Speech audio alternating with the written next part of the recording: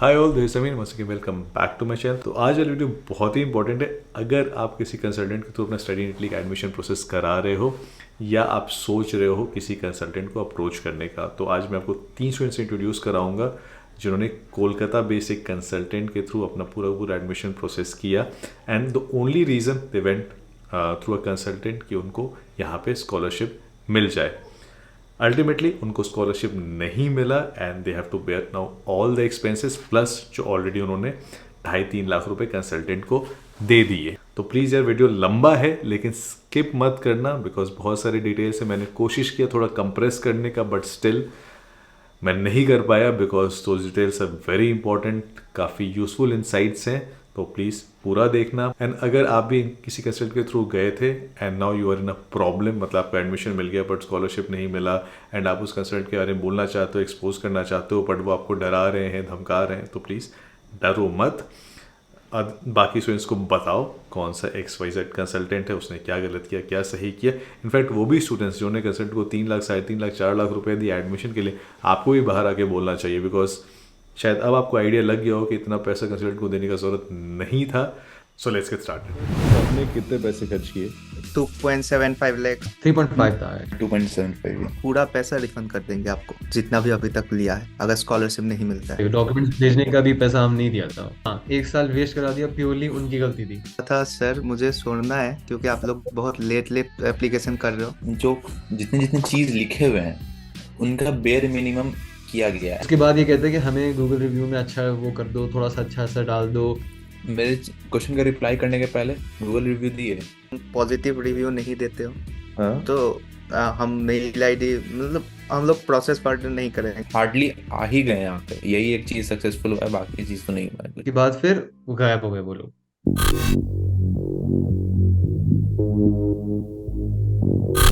तो सबसे पहले तुम लोगों ने ये इस कंसल्टेंट के बारे में जाना कैसे? सो वाज इट समथिंग कि हर कोई इसी कंसल्टेंट के थ्रू जा रहा है कोलकाता वाले साइड से, या कुछ एडवर्टाइजमेंट तुमने देखे या किसी स्टूडेंट से बात किया, क्या हुआ? मेरे केस में मैंने इंस्टा पे ऐड देखा था इनका, ओके। और मैंने जब इनको कॉल किया तो मैं पहले यूके का देख रहा था। हम्म। लेकिन जब इन्होंने कॉल किया, इन लोगों ने बोला कि you will get a guaranteed scholarship.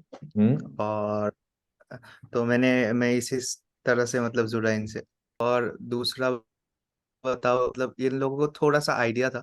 और बाकी मैं लाइक एक कंसल्टेंसी का नाम लेना चाहूंगा इधर, यूरो ड्रीम्स। जब मैंने उनको कॉल किया हम्म। तो उन लोगों को लाइक पता ही नहीं होता, नहीं था बैचलर्स का कैसे प्रोसेस होता है। वो लोग कुछ भी बता रहे थे। मेरे केस में वही था, पेरेंट्स लोग का। जैसे मैंने पहले इनके पहले एक दो कंसल्टेंसीज को अप्रोच किया था, तो मेरे पेरेंट्स का सबसे पहला ये था कि तुम जो प्रीवियस ईयर बच्चों को वहाँ भेजे हो जो ऑलरेडी पढ़ रहे हैं, उनसे एक बार बात करा दो।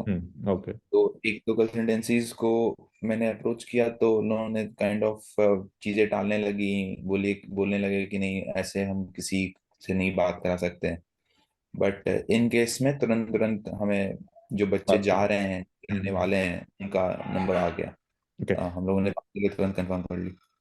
आशु, तुम्हारे केस में भी सिमिलर ही होगा, तुमने भी एड्स देखा एंड देन यू।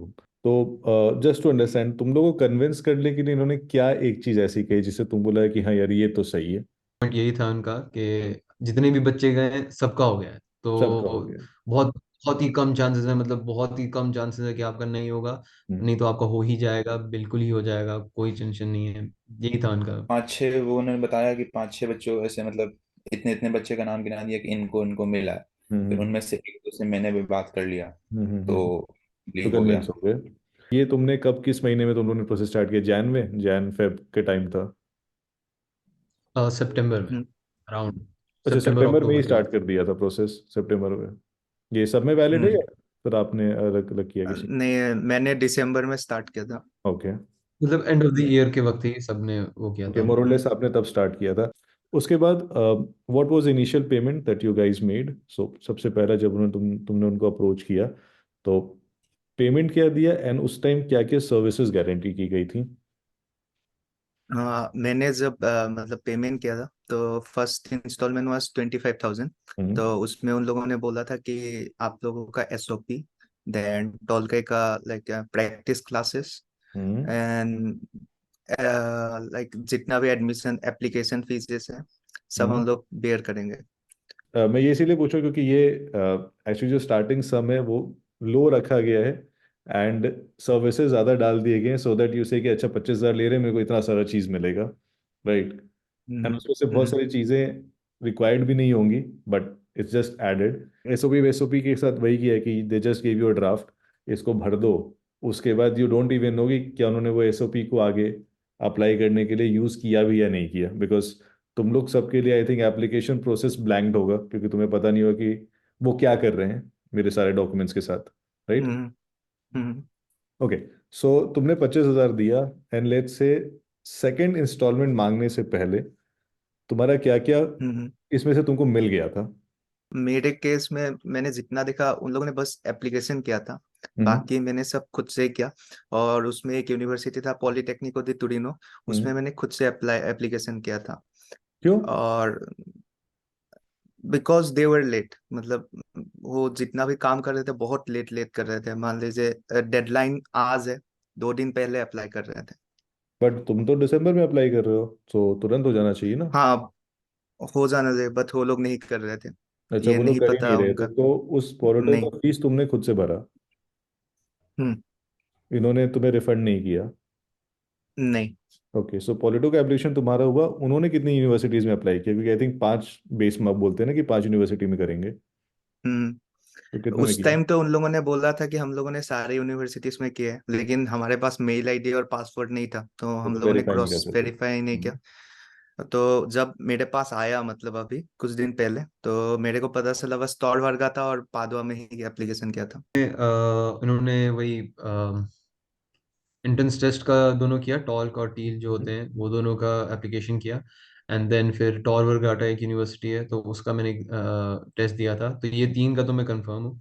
फिर हम्म। बाकी यूनिवर्सिटीज जैसे पाविया और हाँ सपियंजा के लिए भी किया था उन्होंने। हम्म। पाविया का मैं श्योर नहीं हूँ क्योंकि उसका कोई एग्जाम्स वगैरह होते नहीं है, हम्म। तो उन्होंने बस बोला कि हाँ कर दिया है बट। कर दिए। बेसिकली मेरे में तीन था, पैडवा और सैपियंजा और Politecnico di Torino.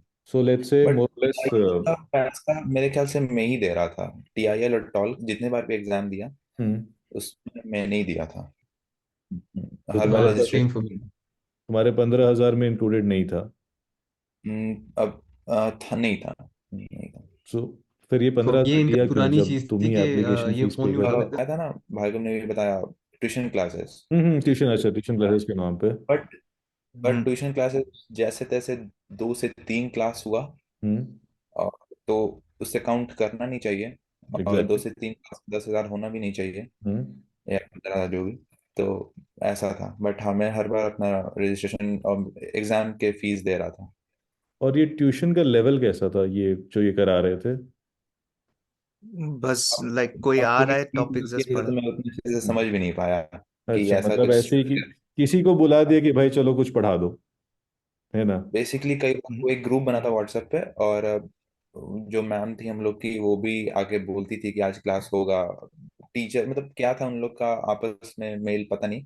Hmm. But properly बिल्कुल नहीं हुई थी, प्रॉपरली नहीं। बिल्कुल। ओके, ठीक है, तो ये हो गया फर्स्ट स्टेप कि जहाँ पे you were guaranteed some things but तुम्हें उसके बदले क्या क्या मिला इस चीज के ऊपर क्लैरिटी कहीं मिला ही नहीं। सो काइंड ऑफ तुमने जो सोचा था कि इसके इनके पास जाके मेरा हम खुद टेंशन फ्री हो जाऊंगा, they will ease hmm all the process, वो ये नहीं कर रहे थे। यू हैड जैसे टू जैसे बी कि पेमेंट भाई करता बताओ गया, जैसे बताओ जैसे बताओ मेरा क्या हो रहा पेमेंट है। कंप्लीट तो हो गया, तुम्हें वैसे जब वैसे मैं एडमिशन आया तो सबको क्या कहा कि दूरी सिर्फ बनती एक गई। यूनिवर्सिटी में हुआ या कहा कि नहीं नहीं 2-3 में हो गया, अब तुम बताओ किस में जाना है? नहीं, वो लोग उस टाइम में तो क्लियर ही थे। लेकिन मेरा शायद तौर वर्गाता से मेरा एप्लीकेशन रिजेक्ट हुआ था और मैंने पूछा मैम रिजेक्ट क्यों हुआ, कोई मतलब मेरे एंड से मुझे तो लगा था कि उसमें मिल ही जाएगा और हम्म। बहुत आसान है तौर वर्गाता में एंट्री लेना। बट उन लोगों ने कहा नहीं तुम्हारा गलती था। और मुझे बाद में पता चला उन लोग कुछ डॉक्यूमेंट्स में मिस्टेक किए थे जिसके वजह से मुझे नहीं मिला तौर वर्गाता से। उनके बस ये पादवा में मिल गया था, वो बता दिया, और तो कोई बताया नहीं उन लोगों ने। मेरे केस में उन्होंने फिर बताया जैसे जैसे आते थे वैसे बताते थे कि बता हाँ रहे थे ना। मुझे कॉल भी करना पड़ता था कि हाँ क्या अपडेट है क्या अपडेट है। हम्म। तो अच्छा नहीं ये वो, तो फिर बता देते थे नहीं कि ओके। इसमें हुआ है आपका, इसमें हुआ है आपका, इसमें अगर आप ये रखेंगे तो वो चला जाएगा, या मतलब वो समझाते थे। हाँ मेरे भी वही हो रहा था, जैसे कि मैंने टील का एग्जाम दिया था, तो पिछले पिछले साल डील किया था कि 60 हाँ, मार्क्स 60 पे गारंटीड पे। था। हाँ, बट इस साल नहीं था। हम्म तो इस साल यही हुआ कि उन्होंने बोला आराम से 80 तो लाओ ही, हम्म मिनिमम 80 लाओ। मैंने हम्म 91 भी लाया था, हम्म लेकिन फिर भी कट ऑफ कंप्यूटर साइंस के लिए चला गया 93। हम्म और उसके पहले मैंने पैडरॉन में भी एप्लीकेशन कर दिया था, वो जो 200 यूरोज शायद देना होता है उसमें। अच्छा। तो उसमें उन्होंने बोला कि था कि मतलब दे दो, क्या दिक्कत है, सिक्योरिटी तो रहेगा। तो हाँ, वो ओके। काम आया सिक्योरिटी। कैसे हो? ठीक है, एडमिशन हो गया और तुम तीनों ने डिसाइड किया कि चलो पादुआ जाना है, तो अब क्या स्टेप हुआ? अब उन्होंने क्या बोला कि अब और कितने कितने पैसे देने हैं? तो मेरे केस में उधर एक सिनेरियो हुआ था। मैंने बोला था सर मुझे छोड़ना है क्योंकि आप लोग बहुत लेट लेट एप्लीकेशन कर रहे हो, और जो भी वीजा का प्रोसेस है वो मैं खुद से कर सकता हूँ। हम्म मुझे काइंडली ईमेल आईडी और पासवर्ड दे दीजिए, और हम्म बाकी का प्रोसेस मैं खुद से करना चाहता हूँ। बट हम्म उन लोगों ने मना कर दिया, सब बोला कि क्योंकि हम लोगों ने अप्लाई किया, हम्म इसके वजह से तुम्हारा आया, तो हम लोग को नहीं दे सकते। यू हैव टू पे अस 1 lakh rupees for the visa, till the visa. 1 lakh? Sorry, मेरे को पहले ही पूछना चाहिए था, बट ये सारा कॉस्ट तुम्हें, टोटल कॉस्ट तो शुरू में बता दिया गया था राइट, कि कितना कॉस्ट लगे? हाँ। वो पता था, ठीक है, but it's hmm just you wanted hmm to get out of this hmm entire. But वो तुम्हें बोल रहे थे कि भाई अब हम नहीं देंगे, बेसिकली आईडी पासवर्ड नहीं देंगे तो तुम खुद हम्म आगे बढ़ नहीं सकते हो। So you had to, so you hmm 1 lakh तुमने पे किया। हाँ, वो उन्होंने बोला कि अब ये हो गया आपका, ये यूनिवर्सिटीज हैं, अब वीज़ा स्टार्ट करना है तो उसके लिए आप ये पे अस 1.5। नॉट नॉट सिर्फ वीज़ा के लिए, एक्चुअली आई हैव ये, उन्होंने वही pre enrolment, documentation, visa workshop, in the sense वो एक उनका एक, उन्हीं का एक मेंबर था, मुझे उनका नाम सही से याद नहीं है। हम्म तो वो क्लास, मतलब क्लास एक तरह से लेते थे वीज़ा के लिए, वीज़ा इंटरव्यू के लिए प्रिपेयर कराते थे हम्म कि हाँ ऐसे हो गया, ऐसे क्वेश्चंस होंगे, ऐसे ऐसे तुमको बताना है, ये चीज़ें बतानी है, ये चीज़ें नहीं बतानी है, ऐसे मतलब तुम्हें डील करना है वीज़ा। ओके तो उन्होंने मुझे 3.5 का पैकेज बताया था, उसी पे फिर हम लोग वो थे। ओके। एंड अगेन तुम लोग सब ये 3.5 या 3 जो भी का पैकेज पे अग्री कर रहे थे, क्योंकि ये सोचे कि अच्छा ठीक है इतना देना पड़ेगा, बट स्कॉलरशिप तो मिल जाएगा तो सब फ्री हो जाएगा, राइट? सो 1 लाख में तुम्हें प्री एनरोलमेंट मिला, जो ओके, एक 5 मिनट का प्रोसेस है, आई थिंक 5-10 मिनट का, उससे ज़्यादा प्रोसेस नहीं है, शायद अब तुम्हें पता चल गया होगा कि एक हम्म ऐसा चीज़ है। डॉक्यूमेंटेशन में क्या दिया इन्होंने, जो इन्होंने खुद से किया, ये नहीं कि तुम्हें करना पड़ा, उन्होंने कुछ खुद अपने तरफ से डॉक्यूमेंटेशन किया तुम्हारे लिए? एपोस्टाइल हुआ था और अटेस्टेशन हुआ था मार्कशीट का। सेल करके दिया? ये डॉक्यूमेंट्स भेजने का भी पैसा हम नहीं दिया था। अच्छा, भेजने का तुम दे रहे थे? तो ये हाँ, किस चीज़ का पैसा इन्होंने फिर ये अपोस्टाइल का ही पैसा तुम लोग ने उनके तो नहीं सर्विसेज, नहीं अपोस्टाइल नहीं, हम कराने का लोग नहीं किया, बट दिया? जो करियर कुरियर कराना था उसका हमने दिया था। वाह यार। ओके, बट एनीवे, तो इसमें डीओवी भी इंक्लूडेड है राइट, डॉक्यूमेंटेशन में? मेरे जो केस में इंक्लूडेड नहीं था। डॉक्यूमेंट ये सब हमारे केस में इंक्लूडेड। नहीं था। हाशिर, तुम्हारे केस में डीओवी था? डीओवी में सर, मतलब जाके तो खुद ही कराना पड़ा था हमें, वो बता दिया था उन्होंने कि हाँ डीओवी ऐसे कराना है, वो भी एक रात पहले ही बताया था। तो हम्म बेसिकली डीओवी डॉक्यूमेंटेशन में उन्होंने एक डीओवी कवर लेटर का ड्राफ्ट भेज दिया था, बस बता दिया था ये जाके वो, ऐसे हाँ होगा, वो कर करा लेना। था। एंड ये how useful was this visa workshop? मेरे केस में not at all hmm, useful. मेरे केस में नहीं था। हाशिर, तुम्हारे? मैं मेरे केस में था कि वो सिखाते थे बहुत ज्यादा कुछ, लेकिन मैं करता नहीं था। मुझे मुझे मतलब वो लगता था कि यार इतना ज्यादा तो नहीं कराएंगे वो, बस उसमें मैं जाता था तो बस मैं और डर जाता था कि अरे ये क्या होगा, वो क्या होगा। जबकि इंटरव्यू बहुत इजी होता था, कुछ नहीं होता था उसमें। बट उनके उनकी क्लासेस में जाओ तो हाँ ऐसे करना है, वैसे करना है, इतने इतने क्वेश्चंस, इतने इतने मतलब वो कराते थे। हम्म तो एक तरह से आप बोल सकते हो कि हाँ शायद may be they were being thorough. मैंने अटेंड नहीं किया क्योंकि लाइक 1 क्लास ही दिया था उन्होंने, और मैं वो मिस कर गया था। उसके बाद उन लोगों ने एक मुझे सीट पकड़ा दिया, उधर कुछ क्वेश्चंस थे, हम्म और at the end of the day मैंने ही खुद से प्रिपेयर किया यूट्यूब से। वर्कशॉप, जो वीजा वर्कशॉप था उसके नाम पे सिर्फ एक हुआ? एक वीडियो कॉल, यही कुछ आधा पौने घंटा या 1 घंटा। सो मैं समझ रहा हूँ कि क्योंकि आशिर ने ज़्यादा पैसा दिया था, तो उसको थोड़ा as a, let's say, premium customer की तरह ट्रीट कर रहे थे, आई वुड से। हाँ, एंड मे बी। हाँ। But anyway, in this and, अगर मैं तुमसे पूछूं कि अच्छा, जो भी जो मैं सर्विस दिया उसके लिए 1-1.5 लाख रुपए वैलिड थे या नहीं थे? नहीं, I really don't think so. बस दिखाने के लिए कुछ चीज़ करा रहे थे, क्लासेस कि हाँ देखो हमने तुम्हें क्लासेस दिया, हाँ देखो हमने तुम्हें वीज़ा वर्कशॉप दिया, हाँ देखो हमने तुमने एक्स वाई जेड किया, बट अल्टीमेटली उसका कोई in terms of real value use बहुत कर। वैल्यू था, यूजलेस था। इवन इफ अगर वो चीज़ नहीं होता तो it wouldn't have made any difference. तो अगर अगर आज अगर तुम ये कह था। रहे हो कि यार मेरे लिए वैल्यूबल नहीं थे, वो तो कहेंगे भाई हमने तो क्लासेस दिए, तुम नहीं आए, तुम नहीं समझे हाँ फलाना, बट अल्टीमेटली वो क्लासेस ही इतने खराब थे कि जाने का ना मन करता था, ना उसे कुछ अटेंड करने में कोई बेनिफिट था। एक चीज़ पूछूंगा अगेन, क्योंकि जब तुम 1 लाख रुपए दे रहे थे तो उन्होंने कुछ लिस्ट दिया था कि अच्छा ये मिलेगा, पूरा डिटेल था उसमें, या बस कुछ ऐसे ही बस लिखा हुआ था? नहीं नहीं, वो लिस्ट है अभी भी हम लोग के पास। हम्म। अ, उन्होंने पहले ही एक पीडीएफ भेज दिया था जिसमें उन लोगों का पेमेंट शेड्यूल था हम्म। कि कब देना है पैसा, कितना देना है, और उस पैसा क्यों लिया जा रहा है। जो जितने जितने चीज लिखे हुए हैं उनका बेयर मिनिमम किया गया है। ऐसा नहीं है कि कुछ का नहीं किया गया या कुछ का नहीं भी किया गया ऑब्वियसली, बट सबको वो स्लाइटली टच करके छोड़ दिया गया है ऐसा। जैसे मैं पूछ रहा हूँ, जैसे मान लो लिखा था कि वीजा वर्कशॉप, उस जो भी हम्म। डॉक्यूमेंट पर लिखा था कि अच्छा you will be given 10 visa workshops और 5 वीजा वर्कशॉप्स। ये तो बस वीजा वर्कशॉप बस। वीजा वर्कशॉप जस्ट एक ऊपर हाईलाइटर। एंड एक और चीज, तुम्हारे और कंसल्टेंट के बीच में कोई कॉन्ट्रैक्ट साइन हुआ था for all the services they are going to pay, जिसमें तुम साइन कर रहे हो एंड वो भी साइन कर रहे हैं? तो ये इन्होंने एक पीडीएफ एक मतलब एक पेज बनाया हुआ है, उसमें इन्होंने 4 इंस्टॉलमेंट्स दिए हुए हैं। पहले हम्म। इंस्टॉलमेंट में इतना आपको देना है, हम्म। ये सर्विसेज मिलेंगे, सेकंड में ये मिलेगा, और उसी के नीचे में वो साइन लेते हैं। हम्म। मेरे केस में मैंने साइन किया था, मेरे पेरेंट ने साइन किया था, एंड देन वही चीज़ हमने स्कैन करके उनको फिर वापस भेजी थी।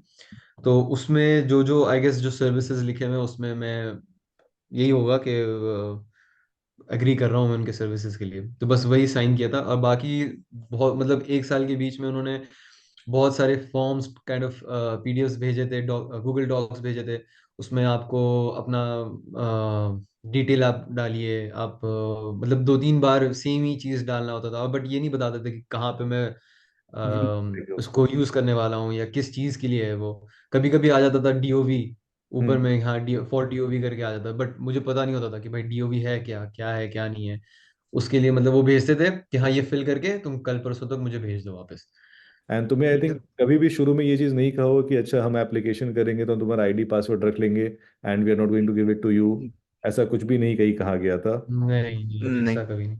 तो वही मैं देख रहा हूँ कि आई थिंक तुम लोग ज़्यादा ट्रस्ट किए कंसल्टेंसी के ऊपर, तो तुमने भी बहुत ज़्यादा डिटेल्स नहीं मांगा। एंड आई होप दिस ये वीडियो से लोग समझे कि भाई पहले तुम्हें पूरे सर्विसेज की डिटेल्स मांगने, then only you sign something, and you need to understand कि अच्छा अगर मुझे सर्विसेज छोड़ने हैं तो क्या क्लॉज है उसके ऊपर। बिकॉज अदरवाइज प्रॉब्लम हम्म। क्या है कि अगर आज तुम क्लेम करने जाओ कि भाई मुझे सर्विसेज नहीं मिले, यू डोंट हैव एनीथिंग जिससे तुम क्लेम कर सकते हो, कि वो तो कहेंगे हमने दिया दिया दिया और तुमने साइन भी किया। हो सकता है किया। कि तुमसे कुछ सिग्नेचर लिया होगा जिसमें यू आर सेटिस्फाइड कुछ करके उन्होंने सिग्नेचर तुमसे ले लिया होगा, यू डोंट नो।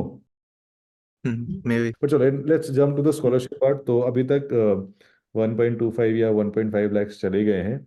अब स्कॉलरशिप के लिए कितना पैसा लिया? मेरे केस में था स्कॉलरशिप के लिए 1.5 लैक्स। तो उसमें उन लोगों ने मतलब प्रॉमिस किया था कि एयरपोर्ट पिकअप और बैंक ओपनिंग, रेसिडेंस परमिट में असिस्टेंट और ऐसे कुछ कुछ चीज़ें था।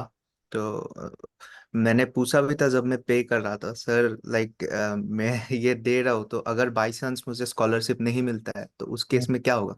हम्म। तो उन लोगों ने बस बोला था कि हम लोग पूरा पैसा रिफंड कर देंगे आपको जितना भी अभी तक लिया है अगर स्कॉलरशिप नहीं मिलता है।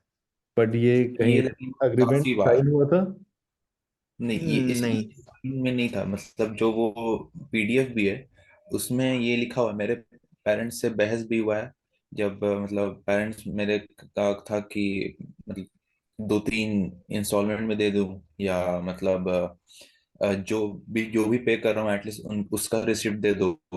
ऐसा 2-3 मतलब था इशू, बट तो उनमें कई बार उन्होंने मतलब एकदम अच्छे से बोला है कि आप पैसा दो, अगर फिर स्कॉलरशिप नहीं लगा तो 100% रिफंड में दे दूंगा। ठीक हम्म। है। और इसमें एक जगह पीडीएफ में बट ये नहीं लिखा है कि अगर स्कॉलरशिप नहीं लगा तो मैं पैसा दूंगा। उसमें लिखा हुआ है कि अगर यूनिवर्सिटी से एक्सेप्टेंस नहीं आया हम्म। तो जितना पैसा लगा है हम्म। अभी तक वो रिफंड हो जाएगा, excluding tax and service tax, ये ऐसा ऐसा कुछ कुछ लिखा था। बेसिकली वो तो एडमिशन के ऊपर हुआ ना, एडमिशन तो मिल गया तो। हम्म। लेकिन वही अब एडमिशन मिल गया तो अब ये स्कॉलरशिप, बट ये लाइन कितनी बार रिपीट हुई है कि मतलब स्कॉलरशिप नहीं लगा तो ओके, पूरा पैसा जितना है तो पहले चला समझते स्कॉलरशिप क्यों नहीं लाए, बिकॉज ठीक है, 1 लाख या 1.5 लाख जो भी लोग उन्होंने एयरपोर्ट पिकअप दिया, बैंक अकाउंट दिया या जो भी चीज़ दिया, आई थिंक ये सब स्टूपिड होगा। तुम्हें भी बाद में लगा हो कि एयरपोर्ट पिकअप में कोई आके हम्म बस ऐसे ही पिकअप कर रहा होगा। हम्म बैंक अकाउंट में क्या असिस्टेंस चाहिए, डॉक्यूमेंट लेके जाना है बैंक। नहीं सर, और जो भी प्रॉमिस किया था like bank account, residence permit, उनका कुछ नहीं किया इन लोगों ने। मतलब कॉल उठाना बंद कर दिए ये लोग बाद में। ये तुम दोनों के साथ हुआ हाशिर, क्योंकि तुम प्रीमियम कस्टमर थे, तुम्हारे साथ भी हुआ ये या? हाँ, कॉल उठा नहीं उठाना इनका तो बहुत मतलब बहुत ज्यादा नॉर्मल चीज थी कि कॉल नहीं उठा रहे, कॉल नहीं उठा रहे, 5-6 बार कॉल करो तो फिर एक बार जाके उठाते थे। हम्म। और इनका बहाना ये है कि तुमने हमें हमसे पूछा नहीं। अच्छा, तुम तो पूछने के लिए फोन कर रहे थे ना, वो बता नहीं रहे थे, वो हम्म उठा नहीं रहे थे बेसिकली। हम्म क्योंकि यार इतना पैसा दिए तो रात में भी कभी भी फोन करो, उठाना चाहिए भाई, इसके लिए वो क्या है, या कॉल यहाँ करना चाहिए ना, यहाँ कॉल्ड फोर आई ये कॉल्ड। इनका हैंड होल्डिंग हाँ, मैंने कॉल ये इनका किया। पुरानी चीज थी कि ये फोन नहीं उठाते थे। तो जब हम यहाँ पे आ गए थे तब तक बहुत ज्यादा हम इनसे वो हो चुके थे, मतलब फेडअप हो चुके थे एट कि यार प्लस ये एट नहीं फेडअप। करते कुछ, हम्म। इनको कॉल करना ही मतलब बेकार है। हम्म। तो मैं मतलब ऑब्वियसली एकदम पॉइंट टू पॉइंट नहीं याद कर पा रहा हूँ, बट हम हमारे दिमाग में ये भी एक पॉइंट था कि यार इनको कॉल करके कोई फायदा नहीं है, खुद ही कर लेते हैं चलो। हम कंसल्टेंसी का नाम नहीं ले रहे, बट मैं आदमी लोग का नाम लेना चाहूंगा। तुमने किसके साथ डील किया, क्या नाम था उसका? सर जैसे इनके लोग बटे हुए हैं ना, तो जैसे इंडिया में जब मैं था तो तब मैं मैम से बात करता था, श्वेता मैम, रुखसा मैम। फिर इटली के बारे में अगर यहाँ के से बात करना था, जबकि जो मतलब कि इटली में क्या हो रहा है, इटली में जाके क्या करना है, कैसे करना है, तो वो जुनेश जुनेश सर हैं एक, तो उनसे बात करनी होती थी। और फिर अगर वीज़ा प्रोसेस के लिए अगर कुछ भी रिलेटेड उसकी बात करनी थी तो दीपक सर से बात करनी होती थी। जब वीजा प्रोसेस हो गया या जब पैसा लेने या इंस्टॉल पेमेंट का बारी आता था, तो उसमें दीपक सर आते थे, बोलते थे कि लेट हो जाएगा, पैसा दे दो, ऐसा नहीं तो लेट हो जाएगा। फिर उसके बाद हम रिस्पॉन्सिबिलिटी, जैसे मेरे केस में था कि जब फर्स्ट इंस्टॉलमेंट देना था या सेकंड इंस्टॉलमेंट देना था, तो उसमें कि पहले ही दे दो नहीं तो लेट हो जाएगा, दे दो। और ये चीज मैंने तो नोटिस किया, मेरे साथ ऐसा हुआ है कि जब तक मैंने पेमेंट नहीं किया तब तक मतलब कॉल्स के रिप्लाईज जल्दी आते थे। जैसे जैसे पेमेंट करता गया, जैसे जैसे मेरा पेमेंट कंप्लीट हो गया, वैसे वैसे मैं मतलब दूरी बनती गई, ऐसे समझ लीजिए। इतना सारा पैसा लेके भी ऑलमोस्ट 1-1.5 साल का फीस है ये किसी भी यूनिवर्सिटी का। ओके, तो स्कॉलरशिप में क्यों नहीं मिला? स्कॉलरशिप के लिए बस बेस आपको बता दो, 4 डॉक्यूमेंट चाहिए होते हैं ना। सो इनका family income, hmm family composition, movable assets and immovable assets. तो ये 4 डॉक्यूमेंट हम्म बनाने होते हैं, इसका ट्रांसलेशन कराना होता है। ओके, हम्म ये हुआ था तुम्हारे केस में? ये हुआ था। ये और डॉक्यूमेंट बन? ये डॉक्यूमेंट बन के हम लोगों का इजे वैल्यू भी आ गया था। तो मेरा इजे वैल्यू कुछ 3800 कुछ ऐसा था। एंड इस इजे वैल्यू पे तुम्हें स्कॉलरशिप नहीं मिला, तो यूनिवर्सिटी से जो आया उसमें था रिजेक्टेड या क्या था, your ISEE value is higher than? उसमें था कि हम लोग एलिजिबल है स्कॉलरशिप के लिए, बट हाँ यूनिवर्सिटी के पास फंड्स नहीं है। तो नहीं। यूनिवर्सिटी ने ये किया कि हमारा फीस था यूनिवर्सिटी का वो माफ कर दिया। और बाकी बोला कि maybe you can get in marks और मे बी नो। मेरे केस में क्या था कि फैमिली इनकम के ऊपर ही, on the basis of family income ISEE value is calculated. Hmm. तो मेरा फैमिली इनकम 4.5 था, आईटीआर वगैरह हर चीज में। हम्म। तो बट इन लोग ये लोग मेरे ख्याल से मतलब जब वो डॉक्यूमेंट बनाते हैं तो आई डोंट नो कैसे बनाते हैं, बट मेरे फैमिली इनकम में शायद ज्यादा था। तो हम्म। मैंने बोला भी कि सर शायद सुनते हैं कि कम दिखाना होता है, आप तो मेरे रियल से भी ज्यादा दिखा रहे हो। हाँ, तो इससे ज्यादा कि दिखाने का क्या पॉइंट है, कोई लॉजिक ही नहीं है। तो फिर उन्होंने ऐसा था कि मतलब जैसे कि भार्गव भी कई बार बोला कि सर ज्यादा दिख रहा है, हम्म। एनुअल इनकम ये ज्यादा कम दिखाते हैं लोग, या मतलब तो मेरे को भी लगा कि भाई मेरा तो ऑलरेडी कम है, तो क्यों ही हम ज्यादा दिखा रहे हैं। मेरा एक्चुअल 4.5 है, उन्होंने और कितना देखा डॉक्यूमेंट में? दिखाया कुछ ज्यादा था उससे, 5 समथिंग दिखाया था, फिर 5.5 ऐसा समथिंग ऐसा कुछ दिखाया था। सो तुम्हारा इजे वैल्यू तो बहुत कम आना चाहिए, कितना आया था तुम्हारा? वही है, हम लोग का ऑलमोस्ट सबका सेम ही दिखाया था, इन्होंने सेम ड्राफ्ट पे लगता है सबको ये कर दिया था, मेरा भी 3700 कुछ था। अराउंड 3000 से तो नीचे आना चाहिए, बिकॉज 4 कॉम्पोजिशन है फैमिली में। तो उन्होंने फैमिली कॉम्पोजिशन सही दिखाया था, 4 लोग को सब दिखाया था, तुमने चेक किया था? ये तो नहीं चेक किया था मैंने। याद है कि एनुअल इनकम ज्यादा दिखाया था इन्होंने, क्योंकि जैसे मैंने क्वेश्चन। ओके, एंड हाशिर तुम्हारे केस में भी सिमिलर ईजे का वैल्यू था। हाँ, मेरे में 3900 था कुछ। ओके, सो बेसिकली डॉक्यूमेंट के टर्म्स में बात करें तो तुम सबके डॉक्यूमेंट उन्होंने बनाया था, हम्म लेकिन जो ये गारंटी गारंटी कर रहे थे वो स्कॉलरशिप नहीं मिला। एंड जो रिफंड की बात थी, रिफंड का भी कुछ नहीं हुआ, वो हम्म रिफंड नहीं किया। तो तुम्हें जब स्कॉलरशिप नहीं मिला तो तुमने इनको कांटेक्ट किया होगा कि भाई नहीं मिला है, अब जो वो है मुझे पैसा वापस दे दो।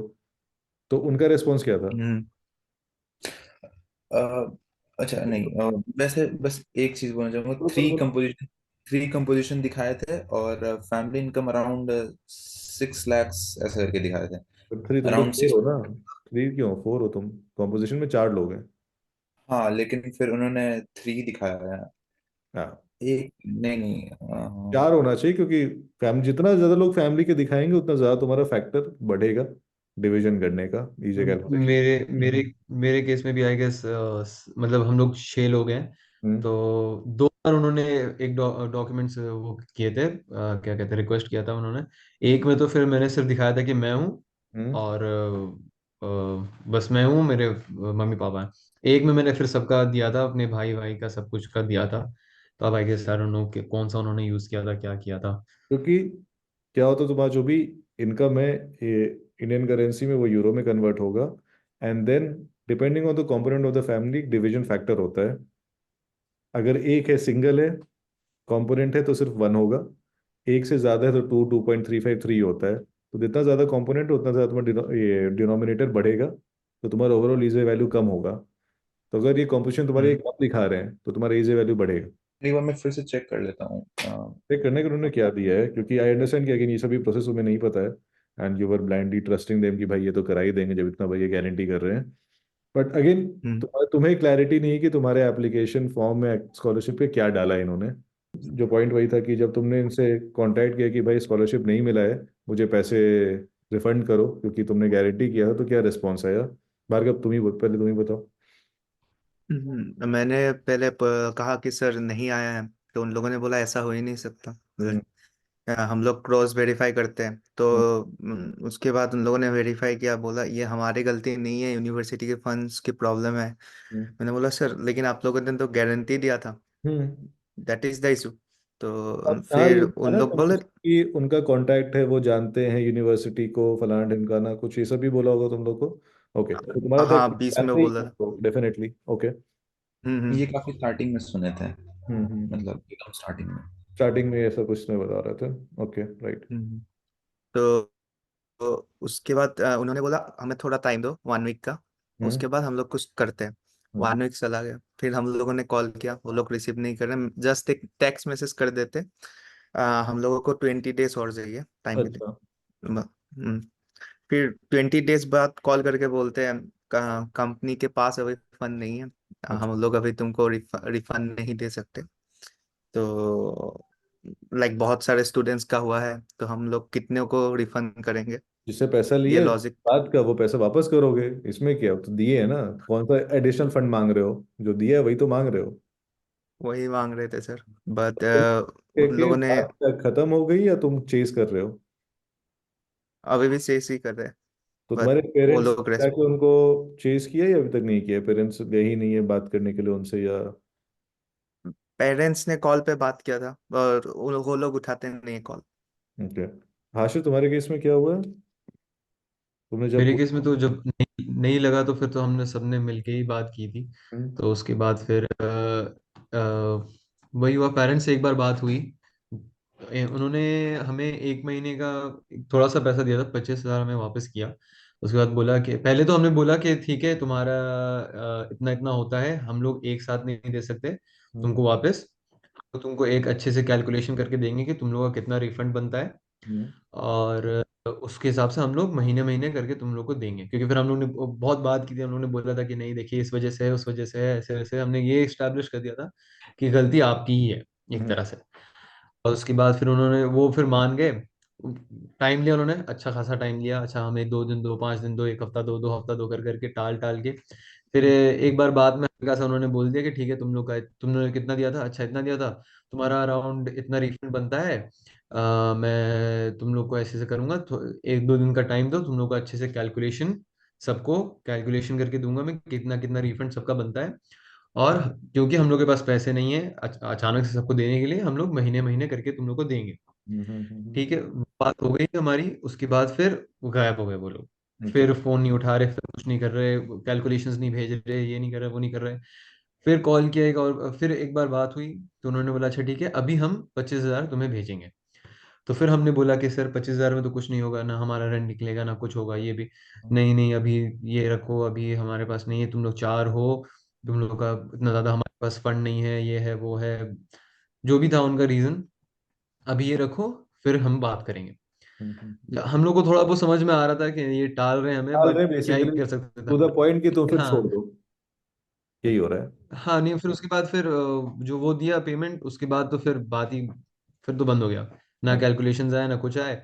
अभी फिर जो 1 महीना बाद, फिर जब 1 महीना जब गुजर गया, फिर हमने कॉल किया। तब फिर वो कहते हैं कि नहीं, अब हमारी गलती नहीं है, हमारी कोई गलती नहीं थी, ये रीजन की गलती है, जो गवर्नमेंट की गलती है, यूनिवर्सिटी की गलती है, हमारी कोई गलती नहीं है, हम तुम्हें रिफंड नहीं देंगे, अब कुछ नहीं देंगे हमें हमें। गलती क्या नहीं भाई, आप गारंटी कर रहे हो और आप कह रहे हो कि अगर नहीं मिलेगा, अब नहीं मिले तो किसी भी रीजन से नहीं मिल सकता है ना। इसमें कोई रीजन हो हम्म यूनिवर्सिटी में, वो क्या लेना देना है। हाँ, नहीं तो कुछ भी हो वही सकता बात है ना। 100% का आपका क्या मतलब है? 100% की कुछ भी हो जाए, दुनिया इधर से उधर हो जाए, आपको स्कॉलरशिप मिल जाएगा। है। हाँ। 100% का मतलब वही होता है। एंड पॉइंट तो है कि तुमने अगर 3.75 दिया या सॉरी 3.5 दिया और तुमने 2.75 दिया, इस सबके पीछे एक ही रीजन था, स्कॉलरशिप मिल जाएगा। And for you it was कि भाई अगर स्कॉलरशिप मिल जाएगा तो ये 2 लें, 2.5 लें, 3 लें, मेरा क्या जा रहा है। मेरा जो पूरा राइट। एडमिशन है वो इतने में ही हो जा रहा है ना। राइट। सो हम्म पूरा का पूरा जो बेसिस था इस पूरे अमाउंट को पे करने का, वो सारा खत्म हो जाता है। तो ये मोस्ट तुम्हारे साथ भी यही हो रहा है कि तुमने भी शायद पूछा होगा और यही टाल रहे हैं। और फर्स्ट तुमने मंथ से का दिया। किसी ने धमकी दिया कि केस कर देंगे। यस सर, मैं हम लोगों ने सबने कहा था। हम्म। पर वो लोग बोले किस बेसिस पे तुम लोग केस करोगे। क्योंकि तुम्हें तो उसका एग्रीमेंट नहीं है। हम्म उस पीडीएफ में लिखा है 100% स्कॉलरशिप गारंटीड। नहीं। शायद नहीं लिखा। नहीं, उसमें लिखा हुआ है बस scholarship registration for 3 years। Anyway, so in the and let's से कि तुम जिस चीज़ के लिए तुम लोग गए थे कंसल्टेंसी के पास, वो चीज़ नहीं हुआ। एंड आई थिंक एडमिशन या जो भी चीज़ है, probably you could have done it yourself because exam तुम खुद ही दे रहे हो, एप्लीकेशन काफ़ी के राइट। खुद से ही किया, so you know how the process goes. And visa भी I think it's not a big thing, documentation hmm बना सकते हो। लॉट्स ऑफ पीपल वो मेकिंग वीडियोस जो बताते हैं कैसे डॉक्यूमेंटेशन बनता है। सो इन द एंड जो होल मोटिव था कि स्कॉलरशिप मिलेगा, that's something that you guys did not get. And I think nobody should go to this consultancy, right? In the end, yes. it's no. they are of no use.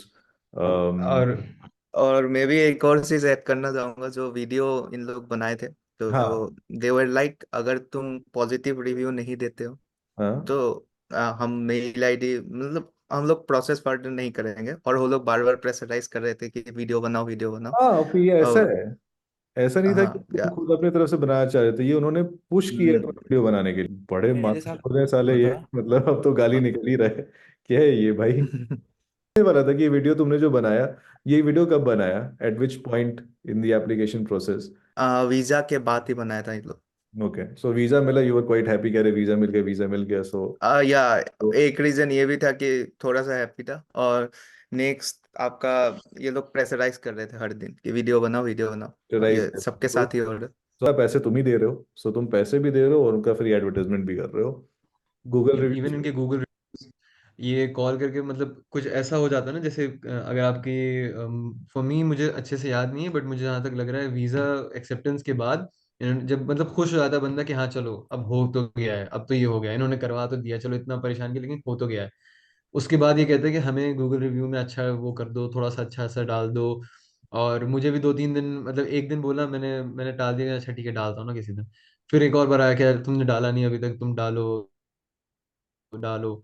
अच्छे से करके डाल दो एक positive review. तो मुझे कह रहे हैं तो ऑब्वियसली 90% और बच्चों को यही ऐसे ही कहा होगा कि डाल दो डाल दो। तो जितने भी हम्म। इनके गूगल रिव्यूज हैं वो भी एक तरह से समझ लीजिए फेक वो ही हैं। मेरे साथ भी हम्म ऐसा ही था, मतलब उन्होंने भी बोला कि वो एक अच्छा रिव्यू दे दो, हम्म। अ, एक अच्छा ऑनेस्ट लगाते हैं आगे, एक ऑनेस्ट, बट अच्छा। वो फॉर नेम सेक ही रहता है।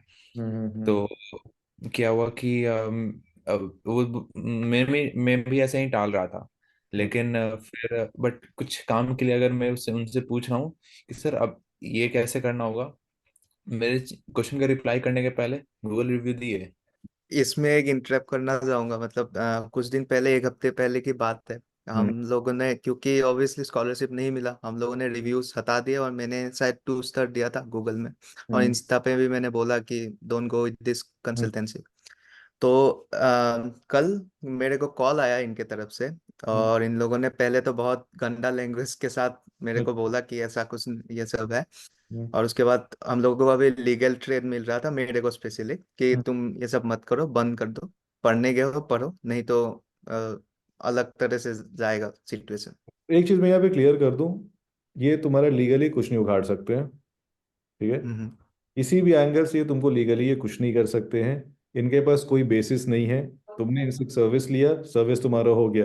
अब तुम सर्विस का फीडबैक देना किसी भी लीगल हम्म में कोई मतलब कुछ स्टैंड ही नहीं करता है। भाई तुम्हें खराब सर्विस दिया, भाई तुम्हें खराब सर्विस दिया, राइट? ये इनसे इन सब चीज़ से डरना मत, क्योंकि मैं जानता हूँ तुम लोग 12th जस्ट ग्रेजुएट हो, तो ये बहुत ईजी है तुम लोग को डराना। करना चाहूंगा कि एक साल में मेरा हुआ नहीं था। पिछले अच्छा, साल भी मैंने नहीं ट्राई हुआ। किया था। हाँ हाँ हाँ। नहीं। और इस साल फिर जाके हुआ। पिछले साल सपियंजा में हम लोग ने टारगेट किया हुआ था। हम्म। तो जब उन्होंने मुझे मोरलेस इतना टारगेट दिया था कि इतने मार्क्स तुम ले आओ तो तुम्हारा हो जाएगा। और हम्म। मैंने उससे ज्यादा ही, जैसे उन्होंने 25 बोला था कि 25 के ऊपर ले आओगे तुम्हारा हो जाएगा। और हम्म। मेरा एक्चुअली 36 आ कुछ। तो उन्होंने तो पूरा मुझे चढ़ा दिया कि अरे तुम्हारा तो हो ही गया है, तुम तो टेंशन ही मत लो, सपियंजा में तो तुम्हारा हो ही गया है, कोई टेंशन ही नहीं है, वो तो हो ही गया है। तो मैं भी था कि हाँ चलो सपियंजा में हो गया। फिर मैं दूसरे यूनिवर्सिटीज के लिए भी उतना ज्यादा वो नहीं था, क्योंकि मुझे सपियंजा पसंद भी था, उसका कोर्स भी मुझे पसंद था। और उन्होंने कह रहे थे कि हो गया है, तो मैंने दूसरे यूनिवर्सिटीज के लिए उतना ज्यादा ध्यान भी नहीं दिया। मैंने बोला ठीक है, हो जाए, रखें उसको, रखना है तो रखें, नहीं तो फिर छोड़ दें, क्योंकि सपियंजा में तो हो ही गया मेरा। बोलते हाँ हम्म। हाँ तुम्हारा सपियंजा में तो हो हम्म। गया। बट फिर लास्ट में समरी आने में देर हो रही थी। हम्म। तो समरी आने में देर हो रही, तो हमने पूछा क्यों, और मेरे साथ और भी बच्चे थे, हम लोग एक्चुअली 6 थे, वो लोग, हम लोग 6 थे और 6 का नहीं हुआ था सपियंजा में उस साल। तो रीजन ये था कि सपियंजा में 3 लिस्ट आते हैं। तो उसमें आपको अप्लाई करना होता है, मतलब लिस्ट में नाम आने के लिए हम्म। आपको अपना नाम डालना होता है कि हाँ ये भी है। हम्म। तो इनको पता ही नहीं था वो लिस्ट के बारे में, अच्छा। और हमें भी नहीं पता था। हम्म। जब पहले 2 निकल गए, तो पहले 2 लिस्ट के एप्लीकेशन जब निकल गए तब हमें पता चला कि अच्छा लिस्ट भी कुछ होती है, हम्म। इसमें भी डालना होता है, ये लिस्ट क्या है। फिर जुनेश हैं जो एडमिशन प्रोसेस के लिए वो हैं, उनको हम भेजते थे कि सर ये लिस्ट क्या है, ये किस बात की लिस्ट है। तो वो हम्म। कहते रहे इसका तुम टेंशन मत लो, तुम लोग का हो गया है, इसका तुम लोग टेंशन मत लो, ये कुछ नहीं है, ये ऐसे ही है, ये कुछ नहीं है, टेंशन मत लो। हमने मीटिंग भी करवाई, हम हम्म। सारे मिलके कि नहीं नहीं आप एक मीटिंग करो, उसमें हम्म। बताओ हमें क्या है ये क्या नहीं है, इसमें बच्चे के नंबर्स हैं, उसमें हम्म। मार्क्स लगे हुए हैं उनके, क्या है हम्म। ये, नहीं नहीं तुम्हारा इसका टेंशन मत लो, तुम लोग का हो गया है, कोई टेंशन मत लो तुम लोग, इस सब का छोड़ दो तुम लोग। थर्ड लिस्ट जब आई, उसमें बस 30 प्लेसेस थे। और उसमें ऑब्वियसली हमारा नहीं हुआ क्योंकि उसका कट ऑफ बहुत हाई था। हम्म। मैं 6 रह गया था, एक और लड़का था वो एक बच्चे से रह गया था। और जब हमने उनसे पूछा कि ये क्या है, ये तो सेम लिस्ट है जो पिछले 2 बार भी आए, उसमें हमसे कम मार्क्स वाले बच्चों का हो गया था एडमिशन। तो हम्म। उन्होंने बोला नहीं ऐसा नहीं है कुछ ये वो। तुम्हारा एक साल उन्होंने पूरा वेस्ट करा दिया। हाँ एक साल वेस्ट करा दिया, प्योरली उनकी गलती थी, क्योंकि उन्होंने लिस्ट में नाम नहीं डाला, उनको पता ही नहीं था कि लिस्ट में नाम डालना होता है सपियंजा में। मोक्ष, तुम्हारे साथ भी ऐसे ही होगी? तुमने भी कहा था कि तुम और लास्ट ईयर अपना। सेवन में किया था, बट मेरे ख्याल से इन लोग के लेसन इन लोग से मिला, तो फिर हम लोग में वो बोल रहे थे हम लोग को कि हाँ वो सब कॉम्प्लेक्स है काफी, उसमें मत जाओ, ये वो ऐसे करके फिर मैंने भी छोड़ ही दिया। यार तुम पैसा और तो दे रहे हो ना कि कॉम्प्लेक्सिटी को वो संभाले। अगर वो कॉम्प्लेक्सिटी नहीं संभाल हम्म, रहे तो फिर बेंचों को पैसा क्यों दे रहे हो? वो बोले कि यस। मतलब है फिर मतलब तुमको एक से एक लिस्ट में मतलब पार्टिसिपेट करना पड़ेगा, फिर इसका टाइम भी चला जाएगा, तो हाँ, वो समय मैं मत तो पड़ो। पैरेलली एडमिशन ले जा सकता हूँ ना। ठीक है, मैं प्री एनरोलमेंट के टाइम मेरा फाइनल सिलेक्शन है ना कि हाँ प्री एनरोलमेंट है, तो अब मैं किस में जाऊंगा। हम्म। तो यार अच्छा, और मैं एक और एग्जाम्पल इनके सर्विसेज किस तरह टाइप से इन लोग हैंडल करते हैं बच्चों को वो बताना चाहूँगा। मैं एक्चुअली कतर में रहता हूँ। हम्म तो वीज़ा प्रोसेस के लिए कोलकाता, और मेरे पासपोर्ट में एड्रेस इंडिया का है। हम्म तो आई डोंट नो ये भी ये ट्रू है कि नहीं, क्योंकि उन्होंने बोला कि तुम्हारा पासपोर्ट इंडिया का मतलब एड्रेस इंडिया का है पासपोर्ट में, तो तुम्हें कोलकाता कंसल्टेंसी से ही करवाना पड़ेगा अपना जो भी प्रोसेस है वीज़ा का। तो तुम्हें कोलकाता ही जाना पड़ेगा।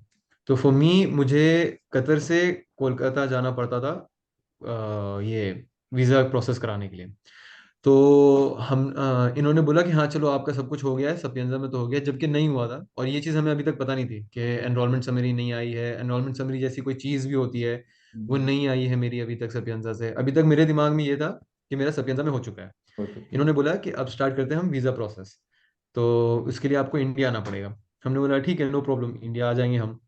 इंडिया में और मतलब मेरे लिए एक्चुअली बहुत ज़्यादा प्रॉब्लम नहीं थी उस वक्त, क्योंकि मुझे भी जाना ही था इंडिया। तो मैंने बोला ठीक है चले जाते हैं। तो मैंने भी डबल क्वेश्चन नहीं किया कि यहाँ से नहीं करवा सकते कि क्या है। बोला ठीक है वहाँ पे जाऊँगा, वो भी काम है मेरा, दो तीन और काम थे तो वो करवा लूंगा मैं सब।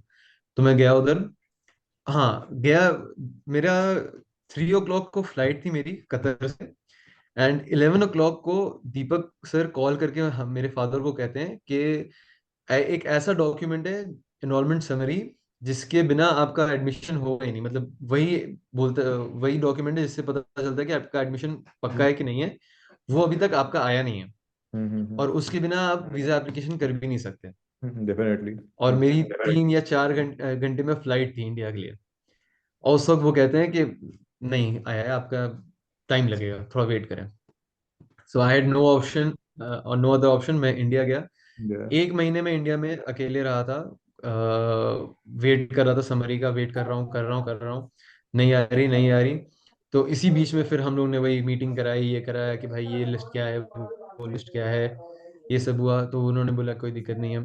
फिर वीज़ा, इवन मैं वीएफएस भी गया। वीएफएस में मैं गया वीएफएस जाके मैंने डीओवी मैंने करवाया था। वीएफएस जाके मैंने एप्लीकेशन सबमिट किया, जब वो लोग नहीं माने कि नहीं समरी के बिना नहीं कर सकते।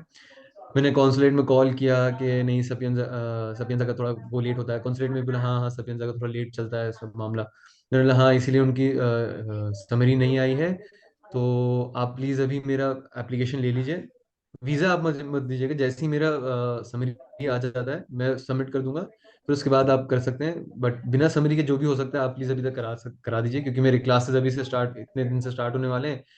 वीजा प्रोसेस में चाह रहा हूँ स्टार्ट कर लूँ। तो वो मैंने खुद बात की सब कुछ। मैंने उधर से वीएफएस जाके मैंने पूरा वो भी एक मतलब एक दिन था देयर वाज, तो हेडेक भी वो तो बहुत उस दिन हाँ हेक्टिक था वो। एक ही टाइम में उन्होंने डीओवी और वीएफएस का भी एप्लीके ये अपॉइंटमेंट ले लिया था सेम टाइम, 10 o'clock सेम दिन पे। डीओवी भी मुझे जाके सबमिट करना है और वीएफएस में भी जाना है मुझे। तो वो भी एक मसला था कि उधर से मैं भाग के उधर जा रहा हूँ और ये करवा रहा हूँ। और एक रात पहले मुझे पता चला है कि हाँ कॉन्सुलेट अलग से जाना है डीओवी के लिए, वीएफएस अलग से जाना है। ये भी क्लियर मुझे नहीं था कि हाँ इधर अलग अलग जाना है मुझे। तो ये मतलब ये मसला हुआ था कि 1 महीना में पूरा परेशान था कि क्या है क्या नहीं है, अल्टीमेटली एडमिशन ही बेफजूल का। नहीं हुआ है। अल्टीमेटली एडमिशन हाँ ही वो नहीं पहले मुझे बता देते तो मैं घर पे ही रहता, हुआ। इंडिया नहीं आता, इतना खर्चा नहीं होता फालतू का। उसके बाद एट द एंड हुआ भी नहीं ना, मेरा तो कुछ हुआ भी नहीं, एनरोलमेंट समरी आई ही नहीं मेरी उस साल। तो वो पूरा रुक मैं जाइए। कह रहा हूँ आप जब मुझे मैं 2 घंटे पहले बता रहे हो, 3 4 घंटे पहले बता रहे हो फ्लाइट के, वो भी इंटरनेशनल फ्लाइट के, कि नहीं हुआ है आपका। तो ये कोई बात नहीं है। मुझे समझ में देवर ओनली कंसर्न कि भाई मेरा पैसा आने दो, वो कुछ कुछ करा देंगे। रियली अनप्रोफेशनल, बच्चे के बारे में नहीं सोच रहे हैं, बस हवा में उनका हर चीज़ चल रहा है। कंक्लूजन में अगर कहें इस चीज़ के ऊपर कि अल्टीमेटली तुम्हारा साल वेस्ट हुआ, तुम्हें स्कॉलरशिप नहीं मिला, and you guys never had clarity किसी भी पॉइंट पे कि तुम्हारा एप्लीकेशन किस यूनिवर्सिटी में हो रहा है, कैसे जा रहा है, क्या क्या चीज़ों प्रोसेस कर रहे हैं। एंड बहुत बार टाइम में तुम लोग को फोर्स करना पड़ रहा है उनको कि भाई ये वाला चीज़ कर दो, ये वाला चीज़ कर दो, ये वाला चीज़ कर दो। राइट। उन्हें हम्म। एप्लीकेशन प्रोसेस का भी क्लैरिटी नहीं है। ठीक है। वो शायद या तो कहीं राइट। इन्फॉर्मेशन लेके कुछ कर रहे हैं, ठीक है, या बहुत ही ज्यादा कैजुअल है, उनको ये नहीं समझ में आ रहा है कि दे हैव अ रिस्पॉन्सिबिलिटी कि स्टूडेंट जाना चाह रहे हैं बाहर, उनका ईयर स्टेक पे है। ठीक है, they should get the best advice and they should get the best university possible, जो भी तुम्हारे कैलिबर में होगा। बट इसके तरफ भी उनका हम्म। नहीं है। यूनिवर्सिटीज भी Right. काइंड ऑफ, तुम्हें कभी उन्होंने ये भी चीज़ नहीं बताया कि अच्छा इस यूनिवर्सिटी में जाओगे तो इस कोर्स से ये बेनिफिट्स हैं, इसके अंदर ये चीज़ है, उस टाइप का ब्रीफ कभी नहीं दिया। बस बोला कि ठीक है, वादों में चलो जाओ, यहाँ पे ये कोर्स है, सिपियन चले जाओ वहाँ पे ये कोर्स है। But never the details, right, कि बस। एक्चुअली में कितना वैल्यूबल है, नहीं वैल्यूबल है, वो सारी चीज़ें तुम्हें नहीं पता, वो सब तुम्हें खुद ही रिसर्च करना पड़ा। ओके, हम्म। मोर और लेस। ये लोग कभी चीजों को एक्सप्लेन नहीं करते थे, मतलब कैसे जो क्रोनोलॉजिकल ऑर्डर में क्या क्या चीजें होंगी, ई से वैल्यू क्या होता है, मतलब ये सब चीजें हम लोग को खुद से पता करना होता था। इन लोग को बोलते थे कि कैसे कैसे होता है, मतलब ये मतलब कैसे अप्लाई होगा। फिर प्रोविजनल रैंकिंग लिस्ट आया, मेरा नहीं आया, अच्छा पैडवा में नहीं होता। ये सब कुछ एक होता ना, एक पहले से एक आइडिया कभी मिला ही नहीं इन लोग के तरफ। नहीं दिया तुम लोग का। मतलब ऐसा होता है कि बस वीएफएस का अपॉइंटमेंट एक पीडीएफ भेज दिए, हम्म। मैं देख रहा हूँ ये क्या है, कुछ समझ नहीं आ रहा, मतलब ऐसा है। बस अपॉइंटमेंट बुक करके दे दिया, फिर उन्होंने एक दिन बाद कॉल करके बोल रहे हैं कि आपने ट्रेन बुक कर लिया ना। उन्होंने बोला, मैम क्या बुक कर लिया, मतलब क्या था, कुछ आप आगे पीछे बोलोगे क्या है ये, मतलब इस तो टाइप का है। More stress in, right. Previous students गए ना तो उन्होंने भी बोला कि यार तुम चेंज कर लो, ठीक है। और हम लोगों ने क्योंकि हम लोग ने उन्हों उनको भी बहुत परेशान होते देखा है। तो बट फिर हम लोग ये सोचे कि यार चलो ठीक है, परेशान हुए बट चले तो गए सही चले से। तो गए, मुझे समझ में आ रहा है बट मेरे हम को। लोग बस हार्डली आ ही गए यहाँ पे, यही एक चीज सक्सेसफुल हुआ है, बाकी चीज तो नहीं हुआ है कुछ।